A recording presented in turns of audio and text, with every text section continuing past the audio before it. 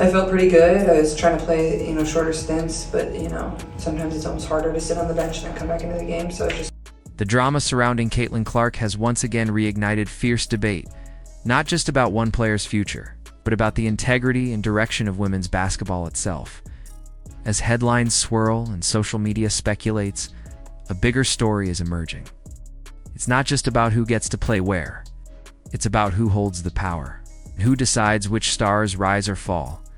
Only months after captivating the nation during her rookie WNBA season, Clark is now at the center of a stunning and controversial decision that has left fans outraged and analysts dumbfounded. Despite the offseason providing international opportunities for many WNBA players, names like Kelsey Mitchell heading to China, NaLyssa Smith securing a contract overseas, and Tami Fagbenle traveling to Turkey, Clark has been effectively sidelined. Reports confirm that the WNBA has banned her from playing in any European leagues, a decision that has sent shockwaves through the sports world. To understand just how significant this is, one must remember that Caitlyn Clark isn't just another promising player. She's a phenomenon, a record breaker, and a driving force behind a massive uptick in WNBA viewership. She brought millions to the screen during her playoff run with the Indiana Fever and broke records left and right in her rookie season. Yet, as the sport she helped elevate moves into its next chapter, Clark is being told she cannot participate. The justification, or lack thereof, behind the WNBA's decision remains murky at best. The silence from league officials only fuels speculation, particularly when juxtaposed with the warm welcome many of Clark's peers are receiving abroad. It doesn't stop there. While fans expected her to dominate in the Unrivaled Liga, newly launched 3-on-3 off-season alternative created by stars like Breena Stewart and NaLyssa Collier, Clark has found herself once again excluded. At first glance, Unrivaled appeared to be a progressive and lucrative opportunity, boasting six-figure paychecks and high-profile participants like Angel Reese, Kelsey Plum, and Brittany Griner. Yet somehow, Clark, the woman who has arguably done more for ratings and attendance than any player in recent memory, is not part of the picture. Insiders point to a chilling explanation. Her popularity is seen as a threat. One account liked by the official Unrivaled social media hinted at that animosity, reacting to Clark's potential involvement by saying, "Please no, Cece, we've all had enough of her fan base. Let us breathe." That statement wasn't just a harmless comment, it was liked by the league itself, signaling a growing hostility toward a player who's become the face of the sport. It's a dangerous precedent. If the fear of being overshadowed by one player can lead to her exclusion, what message does that send about inclusion, meritocracy, and the competitive spirit women's sports should represent? The decision has left a gaping hole in the league's credibility and revealed a fracture that may be deeper than anyone wants to admit. This isn't just about locker room jealousy or strategic moves. Caitlyn Clark was offered $5 million to play in Ice Cube's Big 3, like a staggering sum that speaks volumes about her commercial value.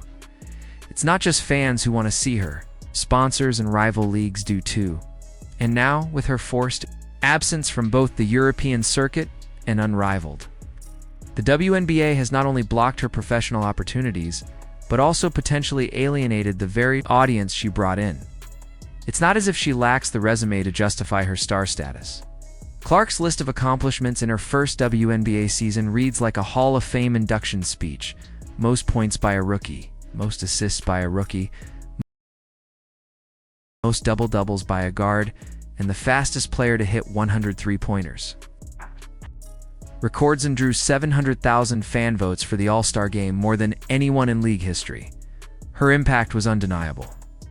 So why does it feel like the league is trying to dim her light? The answer may lie in the very spotlight she commands. There's a growing sentiment that Clark's overwhelming popularity casts too large a shadow, that her presence might stifle the growth of others, that she has, unintentionally, become the gravitational force of women's basketball. But instead of lifting the sport together, some are choosing to push back, and so Clark has taken an unexpected turn. In the face of bans and rejection, she's found a new path: golf. Her announcement that she will compete in an LPGA Pro-Am this November has stunned fans and lit up the sports world. It's not just a publicity stunt, it's a calculated pivot. It's an athlete saying, "If you won't let me compete on your court, I'll find another one." The response has been overwhelming. Fans are begging for the event to be live-streamed. Golf organizations are scrambling to manage the wave of attention. Suddenly, people who had never tuned into women's golf are eager to watch Clark swing a club. Comparing her to a young Tiger Woods, she's not just crossing into a new sport, she's redefining what it means to be a multi-sport female athlete. Under pressure, this new chapter isn't just about golf, it's a symbol of resistance. A demonstration that no matter how high the barriers, Clark will find a way to compete. Her move has sparked a larger conversation about inclusivity in sports, and whether leagues are prepared to handle the popularity and power of the next generation of stars. And make no mistake, Clark's fan base is vast, loyal, and growing. They're not going to quietly fade away.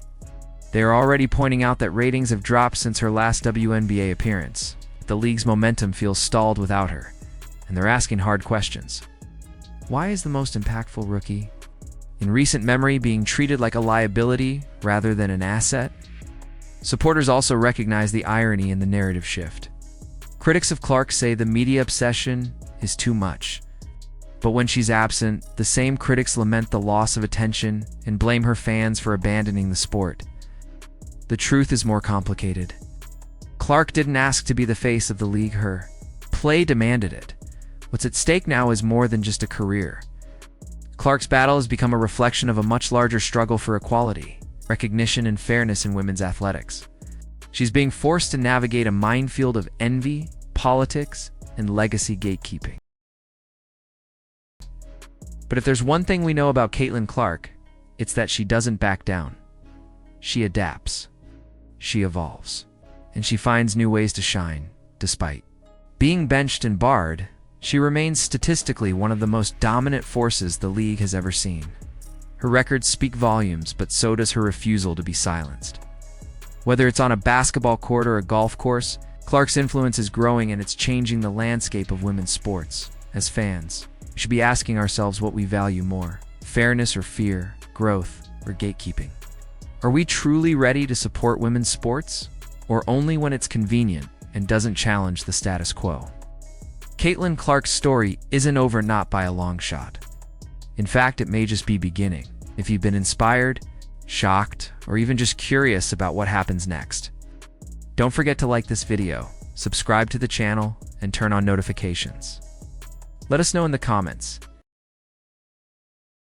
Do you think the bans are justified, or is Caitlyn Clark being unfairly targeted?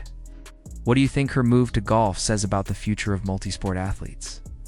And should leagues like the WNBA be doing more to support and not suppress their brightest stars? Thank you for watching, and stay tuned as we continue to follow Caitlyn Clark's incredible journey.